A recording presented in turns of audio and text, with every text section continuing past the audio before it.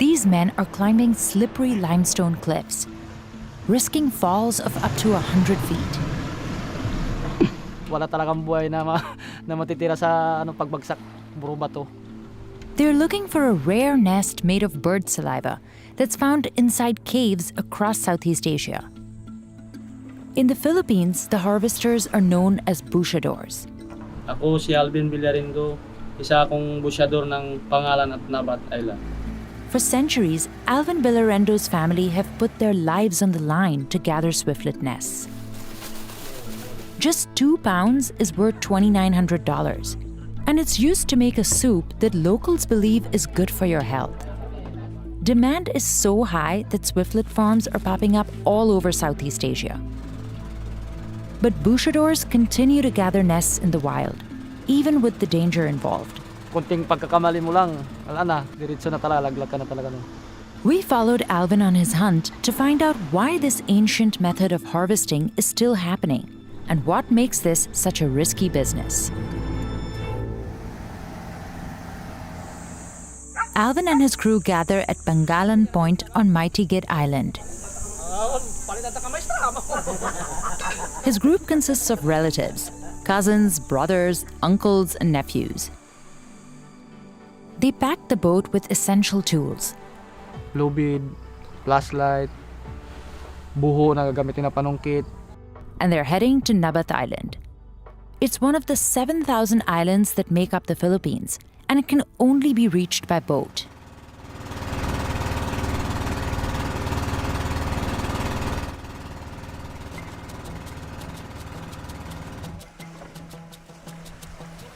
They get off the boat and walk barefoot across the slippery and sharp rocks. They make the ladder as they're climbing up. They tighten the bamboo with rope. Then they attach a piece of wood called kalitang to the ladder. Yung pinakamahirap gawin talaga dyan, yung pag-akyat. Siyempre, hindi mo pa alam kung maganda yung pagkasabit ng kalitang. Kumbaga, sinabit. Tapos, hindi sure kung anong pagkalagay nun doon. Kaya medyo sa pag-akyat mo, medyo alanganin ka pa, baka biglang matanggal. The stakes are high. Tingin namin sa mga tao sa baba na mga kasama namin, parang mga bata na lang. Tinitignan ko yung sabi ko, kunting pagkakamali lang talaga. Pag nalaglag, puro bato yung mababagsakan mo. Pag hindi na sa kondisyon yung katawan, wag natin piliting umakyat kasi siyempre buhay natin yung nakataya dyan. But advanced bushadors like him sometimes use little to no support, only their hands and feet.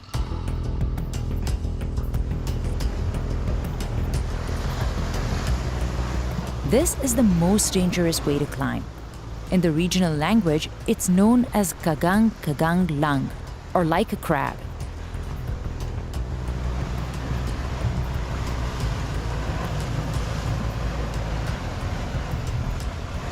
Kasi may mga bato na pag hinawakan mo, bigla na lang bumabagsak. Alvin has had some close calls, and he dislocated his shoulder once. Pag-akyat ko sa butas, medyo maliit yung butas. Noon, daan-daan akong bumaba sa kawayan, isang kamay na lang hinawak ko sa kawayan.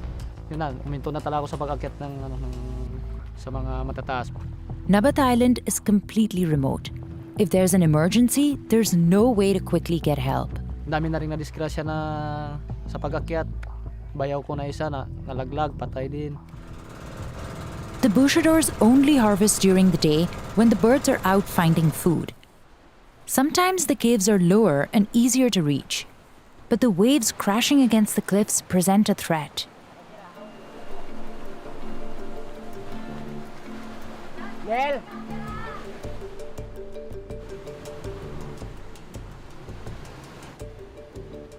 The entrances are small, but the caves are usually spacious. They use flashlights to light the path. After spotting the nests, Alvin uses a spray bottle filled with water to loosen them. They are then gently peeled away from the cave walls. Yung ibon nun, pag 8 piraso yung pugad, ibig sabihin yung ibon niya ay 16. Kasi partner lagi yan, isang pugad daw ang ibon kagad yan. Mag-partner kagad yan yung isang pugad. Siguro naman mayroon katulad din ng tao pag may forever.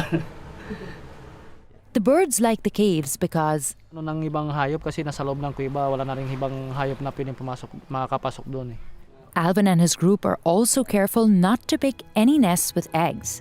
He knows that if the bird survives, so will his livelihood. Yun ang pinagkakakita ng isang busyador balin sa sayaw.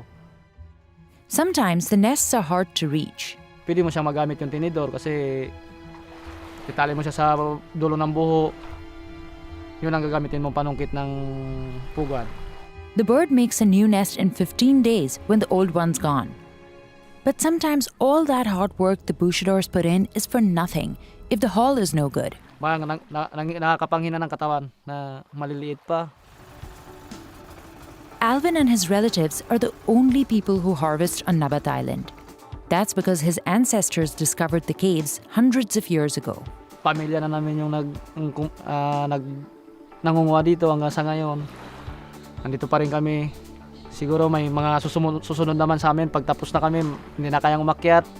May susunod na naman ang mga bata na yung mga walang planong mag-aral. Alvin himself was only 9 years old when he went to the caves for the first time with his father, who was also a Bouchador.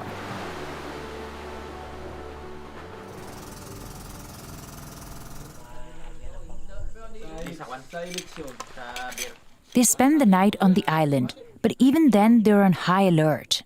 May mga sindikato, may mga baril. Baka baril kami. Swiftlet nests are only harvested from December to April, and Alvin can find as many as 2,500 in those 5 months. After harvesting, the Bouchadors clean them to remove any feathers or branches. Then they divide them by their hardness and color. Class A nests are the most profitable. They're typically white, dry, and made of pure saliva. Class B nests are not as white and may have some debris mixed in. And Class C nests are soft and yellow. Just 2 pounds of the best kind are worth about $2,900.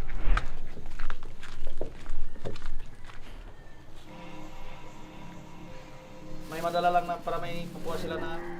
The local city hall buys the nests from the Bouchadors at a regulated price and sells them to private customers around the world. The Bouchadors split the profits. Alvin makes about $600 once the season is complete. It isn't a lot of money, but he says it's enough.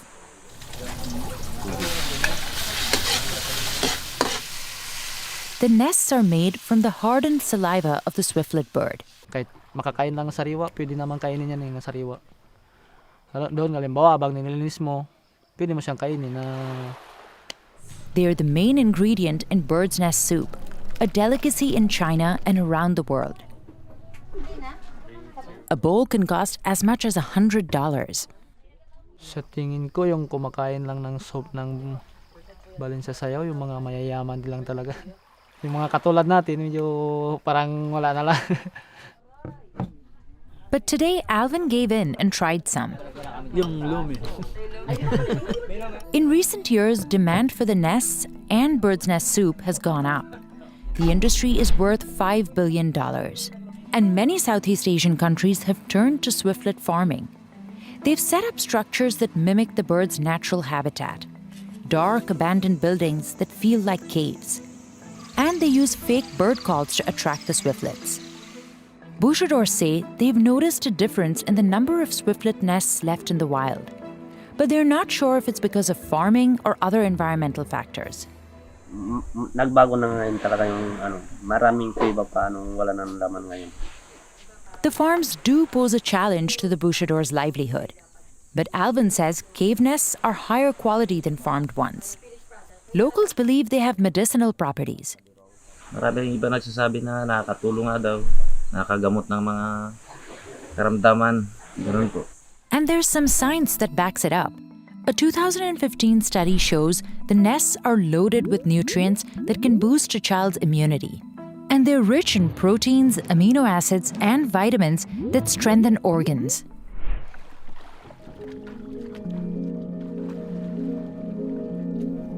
Alvin is finally home after 2 days of hunting for nests. The season is almost over. Kailangan ko ng pagiging isang busyador. Yun na lang kasi hindi naman ako nakapag-aral, hindi ako nakapagtapos ng pag-aaral.